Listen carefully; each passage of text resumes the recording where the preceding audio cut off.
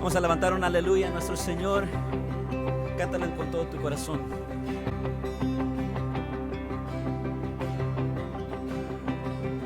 Levanto un aleluya con el enemigo frente a mí. Levanto un aleluya tan fuerte que no hay duda en mí. Levanto un aleluya, mi arma melodía es. Levanto un aleluya, el cielo peleará por mí. Voy a cantar en la tempestad, fuerte y más fuerte, mi alabanza rugirá. De las cenizas la fe surgirá, la muerte has vencido, el Rey vivo está.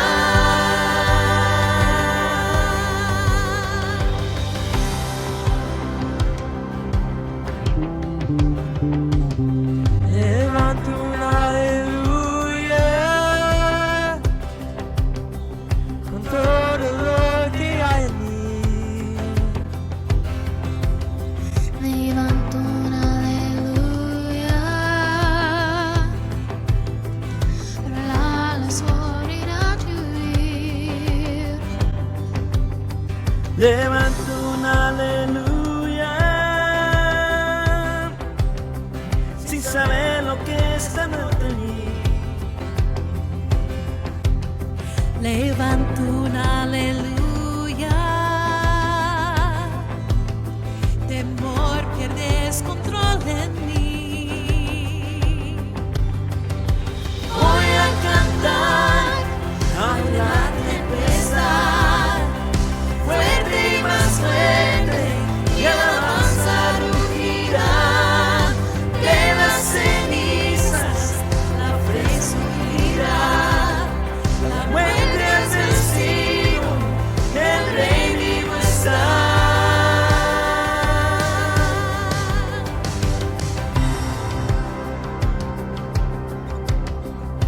Cántale con toda tu fuerza.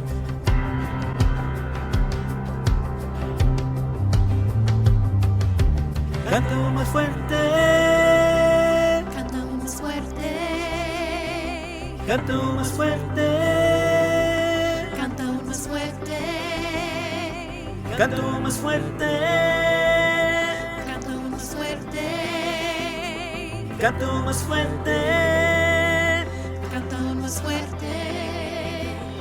canta más fuerte, Con el enemigo frente a mí, canta más fuerte, tan fuerte que no hay duda en mí. canta más fuerte, Mi alma melodía es, canta más fuerte, el cielo peleará por mí. canta más fuerte, Con el enemigo frente a mí, canta más fuerte, tan fuerte que no hay duda en mí. canta más fuerte, Mi alma melodía es, canta más fuerte, el cielo peleará por mí. canta más fuerte.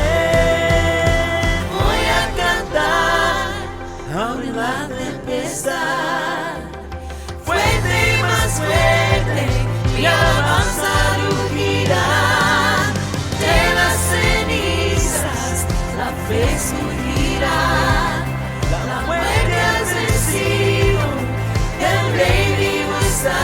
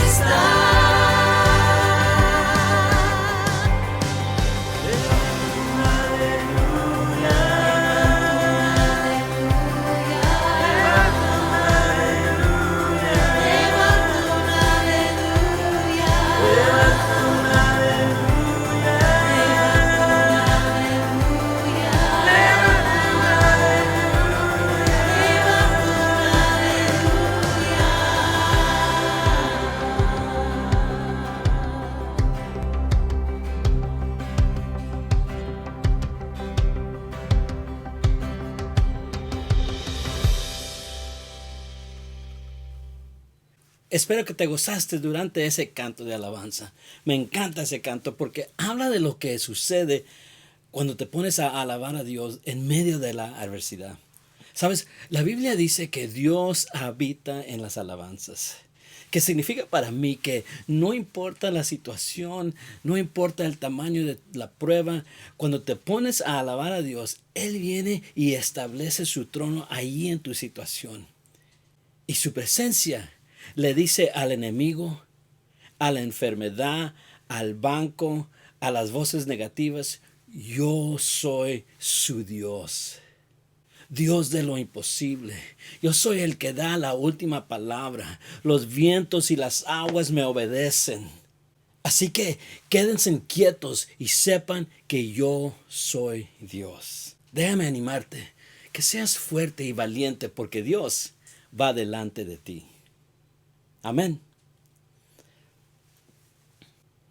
Hoy vamos a hablar de cómo las pruebas se convierten en tentación. En el primer mensaje de esta serie hablé cómo Dios usa las pruebas para ayudarnos a ayudar a otros. Por ejemplo, ¿quién más puede ayudar a una persona que ha perdido un ser querido que alguien que igualmente ha perdido un ser querido? Entonces, cuando hablamos de la tentación y pecado, creo que puedo ayudarte en ese sentido, porque yo he pasado por eso. Y he experimentado la misericordia y la gracia y perdón de nuestro Señor. De hecho, si tú eres un seguidor de Cristo o un cristiano, tú también tienes esa experiencia.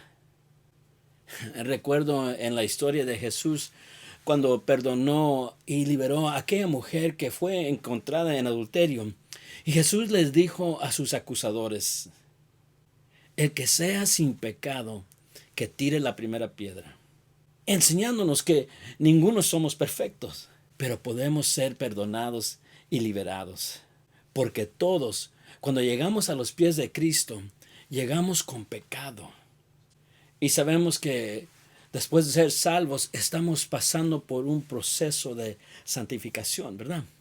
Y hay veces que caemos y fracasamos, pero ¿sabes qué? Dios sigue siendo misericordioso y nos perdona una y otra vez. Y ese es el testimonio que tenemos para ayudar a las personas que batallan con las pruebas y la tentación. Estoy asombrado de cómo constantemente podemos aprender algo nuevo y descubrir una perspectiva nueva o diferente en las Escrituras. Y ahí es donde vamos ahora. Oremos. Padre, te damos gracias una vez más por la oportunidad que tenemos para aprender de tu palabra. Gracias por la habilidad de poder compartir el Evangelio a nuestro mundo a través de las redes sociales, el Internet y la tecnología. Cuando el mal, el enemigo, trató de detener tu iglesia, a tu siervo, tú, Señor, abriste paso y recursos para que aún más almas sean alcanzadas. Tú sigues siendo Dios, tu iglesia sigue siendo la iglesia y el enemigo sigue siendo vencido. Señor, háblanos hoy a través de tu palabra. Avívanos con el poder de tu Espíritu Santo para recibir esta palabra y ser encendidos con ese poder y el deseo de aplicar tu palabra en nuestras vidas y la pasión para compartirla con nuestro mundo alrededor. Señor, reconozco que necesito la unción de tu Espíritu Santo en este momento. Sé tú, oh Dios, el que habla a través de este mensaje. En el santo nombre de Jesucristo. Amén y amén. Durante las últimas 3 semanas hemos estado en una serie del capítulo 1 de Santiago, donde hemos estado aprendiendo sobre pruebas. Porque, sinceramente, estos son tiempos difíciles, ¿verdad?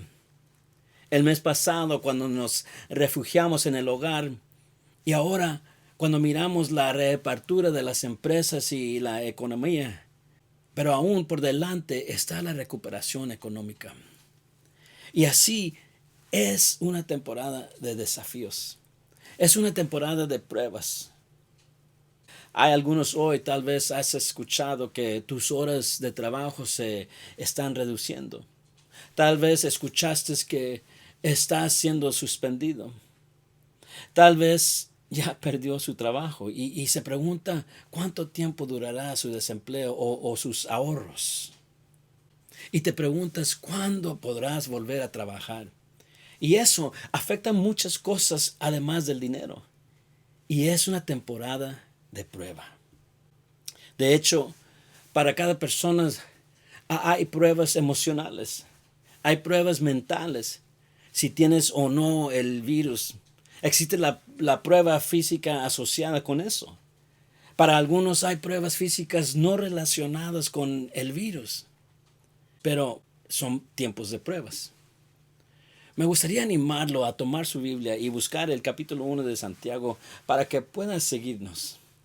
Este es un pasaje fantástico, es un pasaje que te ayudará a poder mirar en la Biblia y seguir a lo que estamos hablando. Porque hoy vamos a ver a los versículos 13 y 18 y vamos a hablar de pruebas. Hoy en día este es un momento difícil y nos enfrentamos a las pruebas que acompañan a una pandemia internacional, algo que no ha sucedido en más de 100 años. Y a medida de que salimos del refugio en el hogar, todavía estamos enfrentando pruebas. Y cada uno de nosotros tiene sus propios desafíos como resultados de esto, ¿verdad?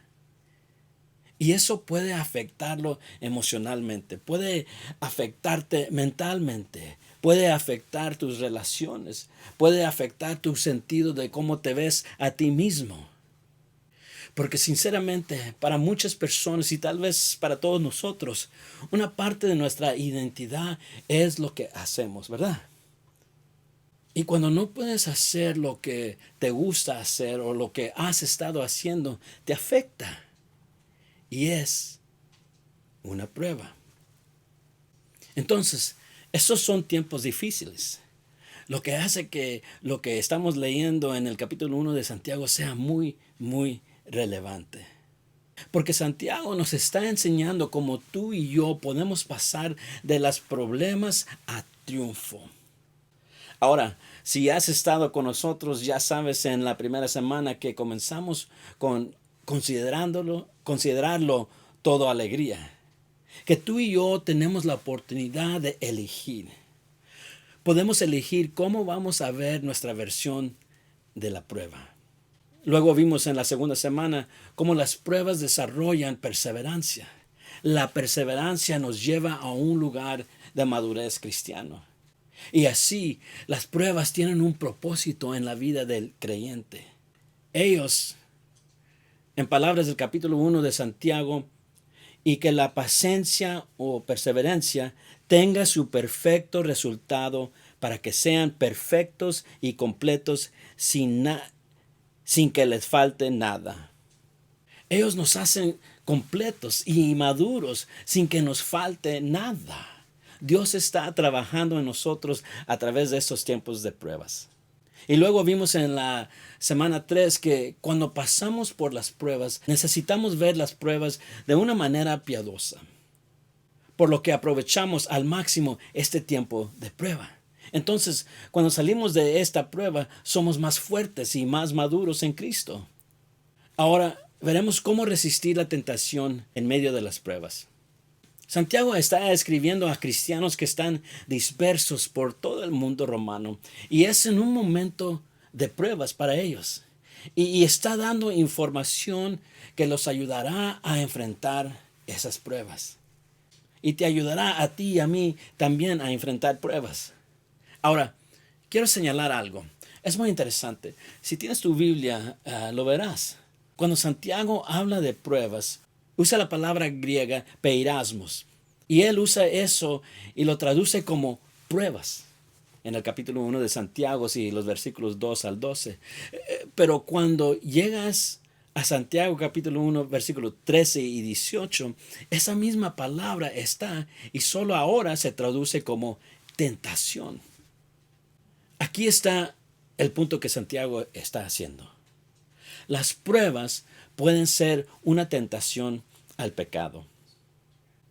Si no tenemos cuidado, si no estamos viendo esto con sabiduría divina, si no lo consideramos gozo mientras atravesamos la prueba, si no estamos pensando correctamente en Dios sobre quién es Él, sobre lo que hace, entonces esa prueba externa puede convertirse en una tentación interna para pecar.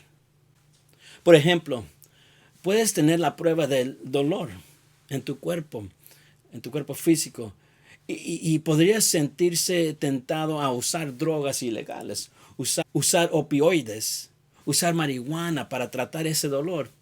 Y si no tienes cuidado en esa prueba, para tratar ese dolor, si no tienes cuidado en esa prueba, o podrías enfrentarte a una prueba de soledad. Y si no tienes cuidado, esa prueba de soledad tal vez haya llegado con el refugio en el hogar y no poder ir a trabajar y estar ahí en casa. Esa prueba puede convertirse en una tentación para una relación ilícita, por una relación inapropiada en línea.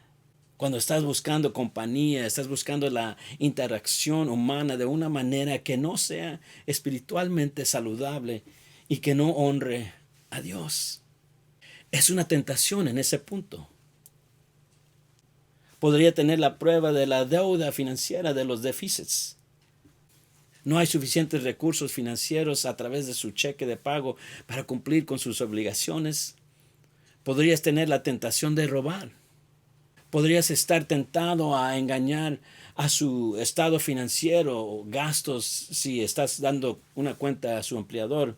Podrías tener la tentación de engañar en una venta para ser deshonesto en esa venta. Podría haberse tentado a malversar dinero de su empleador. Y esto es lo que dice Santiago. Él dice que si esa prueba o prueba externa te tienta a pecar, no culpes a Dios.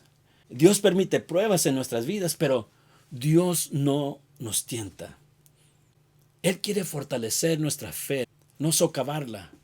Ahora, en estos versos 13 y 18, Santiago hace algunas comparaciones de contraste que quiero que noten. Puedes verlos aquí en la pantalla y luego mirarlos en tu Biblia. Primero nos enseña, en versículo 13, las tentaciones no son de Dios. En versículo 17 nos enseña, todo buen regalo es de Dios. En el versículo 14 nos enseña, el deseo del hombre es pecar. Y en el versículo 18 nos dice, el deseo de Dios es traernos una nueva vida. Otro punto nos enseña en el versículo 15, la actividad humana produce la muerte. En versículo 18 nos dice, la actividad divina produce vida. Uno más. Versículo 13 nos enseña, Dios no puede ser tocado por el mal. Y en el versículo 18 nos dice, Dios solo es la fuente del bien. Veámoslo en Santiago capítulo 1, versículo 13. Que nadie diga cuando es tentado, soy tentado por Dios. Dios me hizo esto. Dios lo hizo posible. No es mi culpa que esté en esta prueba. Dios permitió esta prueba. Y tengo necesidades. Tengo que hacer lo que tengo que hacer. Tenía que hacer lo que tenía que hacer. Santiago dice que no digas eso. Porque Dios no puede ser tentado por el mal. Y Él mismo no tienta a nadie. ¿Sabes? Seamos sinceros. Nuestra naturaleza humana no quiere asumir la responsabilidad de nuestro pecado. No queremos ser dueños de nuestros fracasos de pecado como seres humanos, ¿verdad? Como seres humanos los escondemos, los ignoramos, los negamos, los disculpamos. Y la gente incluso culpará a Dios. Dirán, bien, Dios está a cargo de todo, Él es soberano, así que no es mi culpa. Esta es una excusa tan antigua como el libro de Génesis. Recuerda, en el jardín, los primeros seres humanos, Dios les ordenó que no comieran del árbol de conocimiento del bien y el mal. Y recuerda que después de que lo hicieron, después de que pecaron contra Dios, el pecado entró al mundo. Ahora Dios viene a ellos y les pregunta, ¿qué has hecho? Aquí está lo primero que dice Adán. Adán dice, no es mi culpa, es culpa de la mujer que me diste. Dios, es culpa de Eva y tú me diste a Eva, así que esencialmente Dios es tu culpa.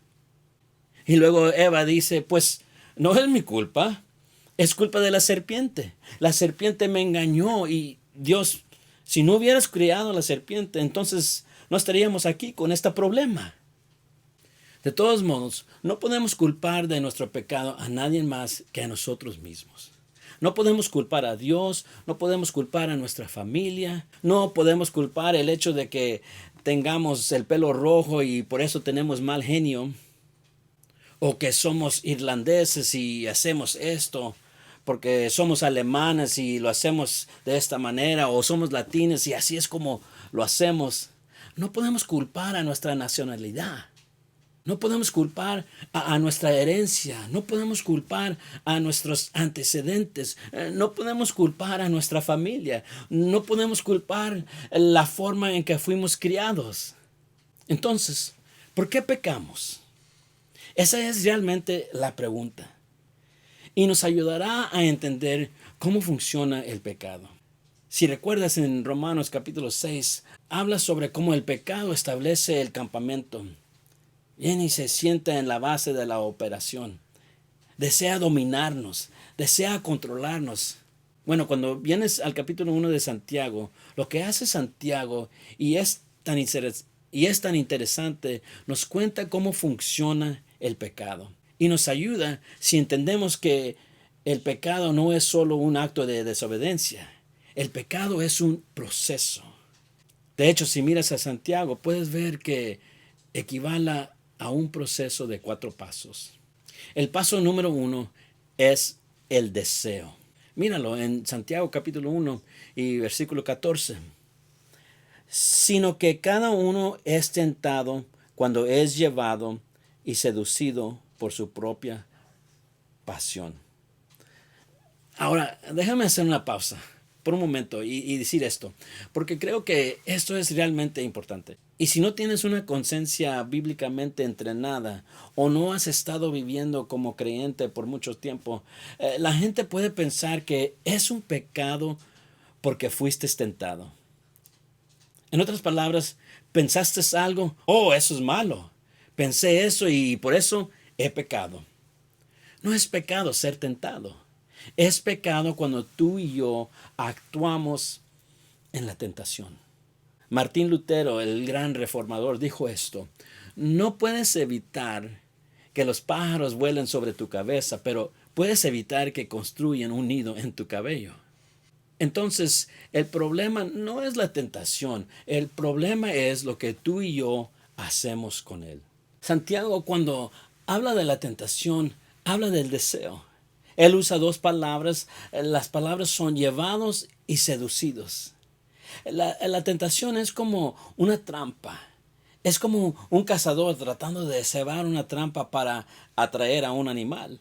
O un pescador que ceba un anzuelo. Y la razón por la que pescas animales es porque el cebo se ve muy bien. Los animales hambrientos tienen ganas de ser satisfechos. Pero todo comienza con el deseo. Y te darás cuenta, creo que esto es muy interesante. Cuando miras en el versículo 14, es su propio malvado deseo. Dice, cada uno es tentado cuando es llevado y seducido por su propia pasión. Eso implica que cada uno de nosotros tiene ciertas cosas que nos tientan.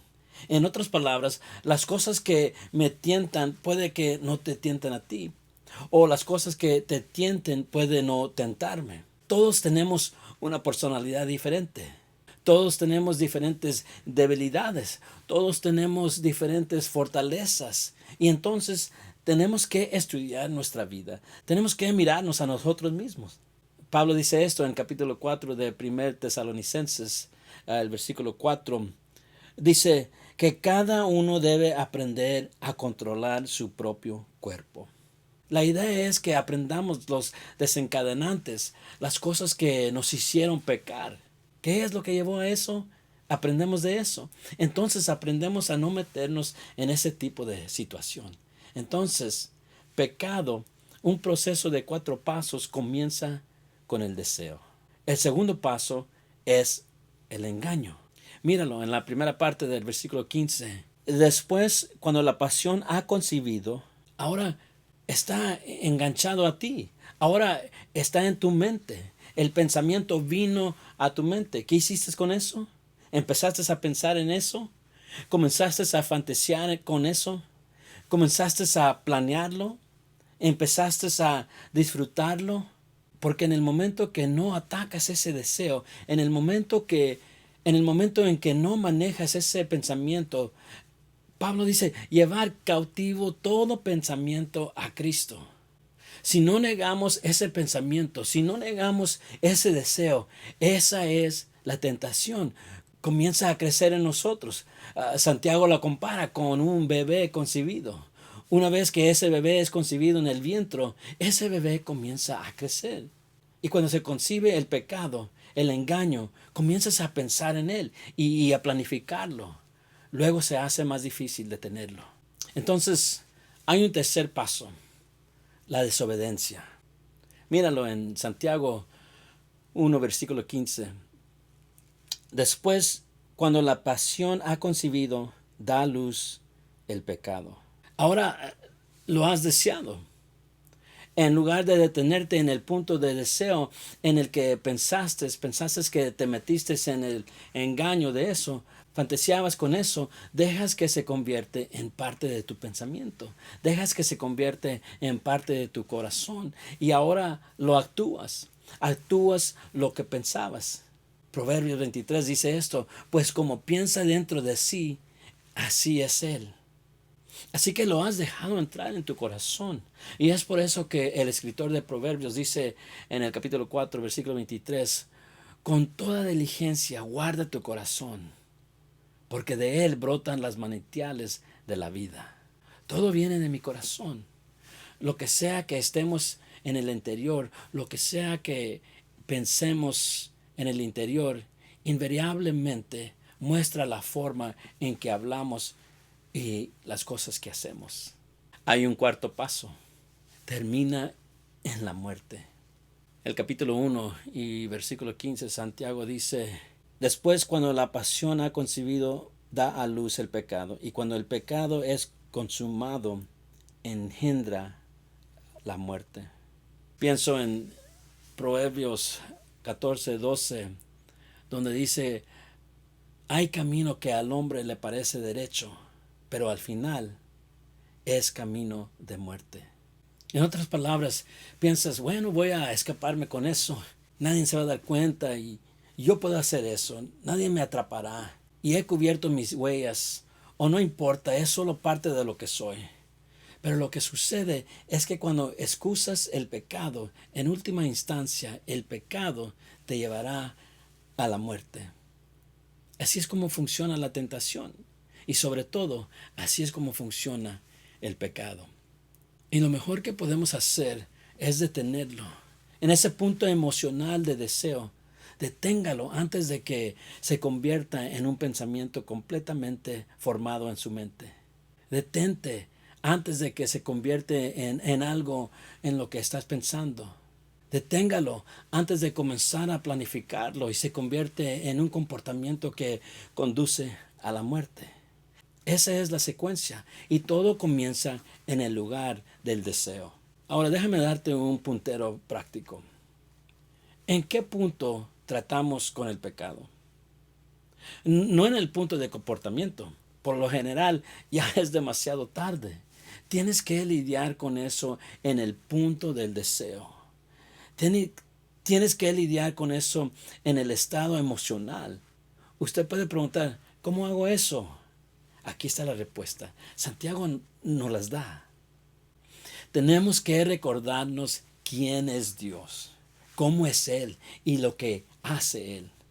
Es muy interesante que Santiago no comienza con, bueno, Dios te atrapará por hacer eso. Santiago no comienza bien. Dios está esperando la oportunidad de golpearte con un bate en la cabeza si te sales de la línea. No. Pablo dice esto en Romanos capítulo 2, que es la bondad de Dios lo que nos lleva al arrepentimiento. Dios es bueno. El salmista dice que Dios es bueno y que Él hace bien.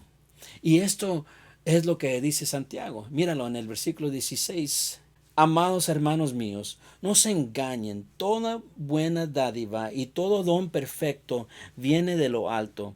Desciende del Padre de las luces, con el cual no hay cambio ni sombra de variación. Dios no solo es bueno, es generoso. Y Él da buenos regalos. Y Él no cambia. Cuando habla sobre el cambio y sombra, Santiago tiene en mente las estrellas y los cuerpos celestes. Sabes que ves aparecer las estrellas y cambia a lo largo del día, al menos desde nuestra perspectiva. Cuando está sentado y cuando está a mediodía y cuando está subiendo y cambia lo que vemos, cómo se ve. Dios no cambia. No hay un momento en que Dios se levanta y se vuelva más brillante y eclipse y se oscurezca. Dios no cambia. No es como la luna. A veces un cuarto bueno o a veces es medio bueno. A veces luna llena y es muy bueno. No, Dios es bueno todo el tiempo. ¿Sabes qué dice Santiago? Toda buena dádiva y todo don perfecto.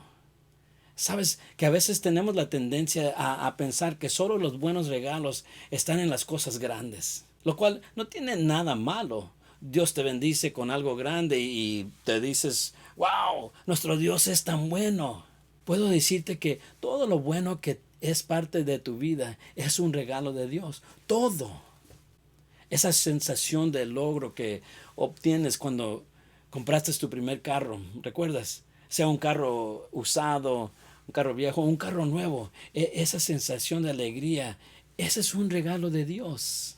Si usted fue una de las familias que recibió el paquete de alimentos y víveres que distribuyeron 5 de nuestras iglesias locales, fuiste bendecido. No fue solo un regalo de esas iglesias, fue un regalo de Dios. O si tomaste una ducha caliente y te sentiste tan bien después de un largo día, o te levantaste temprano por la mañana y te estás tropezando al llegar a la ducha y crees que se siente tan bien. Ese es un regalo de Dios. Tu cama cómoda es un regalo de Dios. Tu grupo de vida es un regalo de Dios. Tu familia es un regalo de Dios. Estás en la presencia de Dios. Puede estar ahora mismo. Sentiste la presencia de Dios ahí mismo en tu hogar. Sentiste la presencia de Dios cuando el canto de alabanza se cantó. Sentiste la presencia de Dios cuando hablamos de la palabra de Dios. Ese es un regalo de Dios. Sentir su presencia, sentirlos cerca de ti, es un regalo increíble de Dios. Cada regalo bueno y perfecto proviene de Dios. Si tu amigo te anima, ese es un regalo de Dios. Si te envían un mensaje de texto diciendo, oye, solo quiero que sepas que estoy orando por ti, que es un regalo de Dios. Quiero decir que todo lo que tenemos es un regalo de Dios. A Dios le encanta dar regalos y eso nunca va a cambiar. Por eso es bueno para nosotros pensar en lo bueno que es Dios. ¿Cómo hacemos eso? Bien, leyendo la Biblia.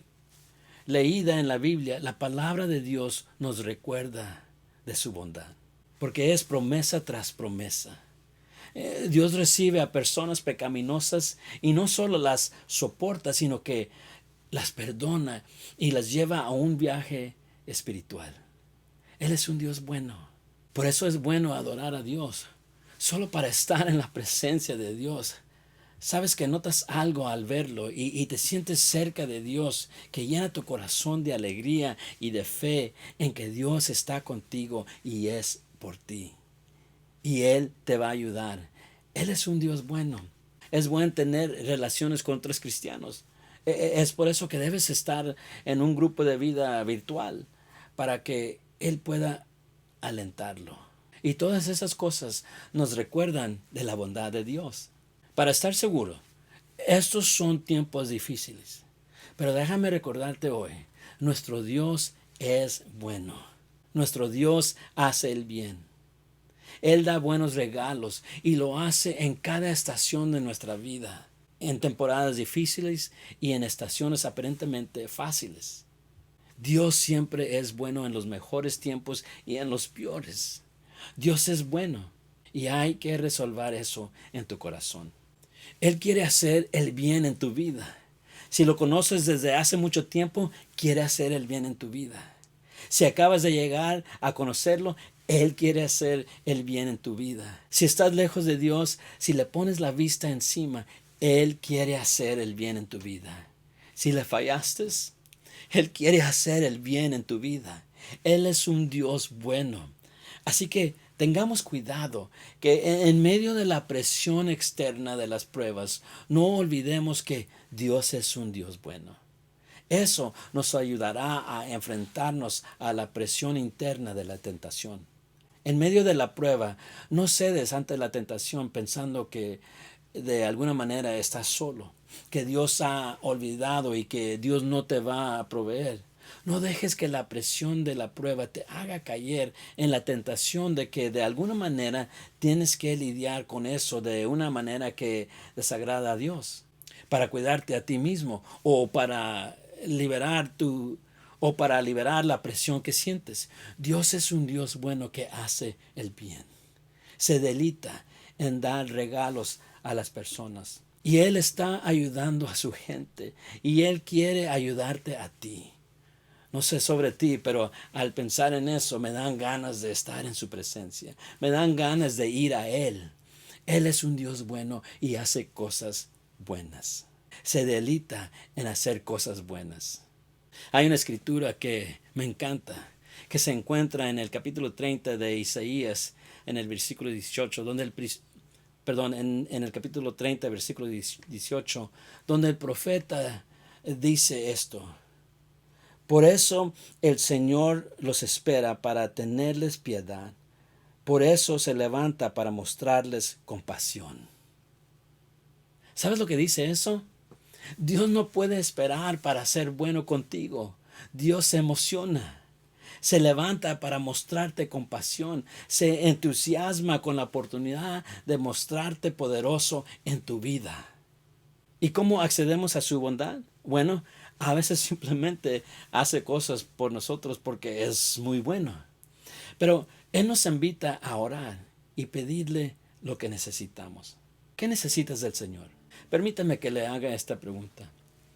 Si Jesucristo estuviera parado justo en el lugar donde estás, justo en ese momento mientras estás viendo este mensaje, y Él te dice, ¿qué es lo que necesitas? ¿Qué le dirías? Puedo decirte que está ahí ahora mismo y se le puede pedir. Y cuando le pides, recibirás de Él. Mira, espero que este mensaje fue de gran bendición para ti. Santiago nos ayuda a recordarnos que las presiones de las pruebas a veces invita o abre paso para la tentación, y nos enseña de que podemos evitar todas esas problemas que vienen y nos ayuda a evitar todas esas cosas que resultan de la tentación y el pecado. Y nos ayuda a recordar que podemos evitar todo eso solo con recordar quién Dios es y qué es lo que hace Él. Que Dios es bueno y quiere hacer bien en tu vida. Espero que esta palabra pueda llegar a tu corazón y ayudarte a lidiar con algunas cosas en tu vida. Déjame decirte, Dios quiere hacer bien en tu vida. Y si tú no tienes una relación con Jesucristo, una relación personal, o nunca has entregado tu vida a Él, o quizás te has alejado de Él, Dios te invita y te espera para hacer buenas cosas en tu vida. Si alguna vez has caído o te alejaste o has fracasado, déjame decirte, Dios es misericordioso y te espera. Déjame orar. Señor, somos agradecidos por tu amor y bondad. Agradecidos por tus misericordias que son nuevas cada mañana. Aunque no lo merecemos, tú sigues siendo fiel con esos atributos postrados a tus hijos. Quién sabe dónde o cómo estuviéramos hoy sin tu gran amor. Pero hoy yo y cada uno que te ha invitado a ser su Señor, tenemos el privilegio, el derecho, la autoridad de ser llamados tus hijos. Y es en esa declaración que tomamos pasos para caminar en victoria hoy y en los días que vienen. Te pidemos la fuerza y sabiduría para vencer la tentación antes que impacte nuestra vida. Señor, que tu Espíritu Santo nos ayude a caminar cerca a ti y siempre estar en tu palabra. Sé con cada uno de estos que están bajo mi voz, aquellos que te necesitan, Señor. Envía a alguien que les pueda llevar a palabras de vida, que les pueda mostrar tu amor. Gracias, Señor, por tu palabra. Declaramos todo esto en el nombre de Jesucristo. Amén. Mira, que Dios te bendiga y quiero que sepas que Dios te ama y te espera. Que pases una buena semana en victoria. Bendiciones.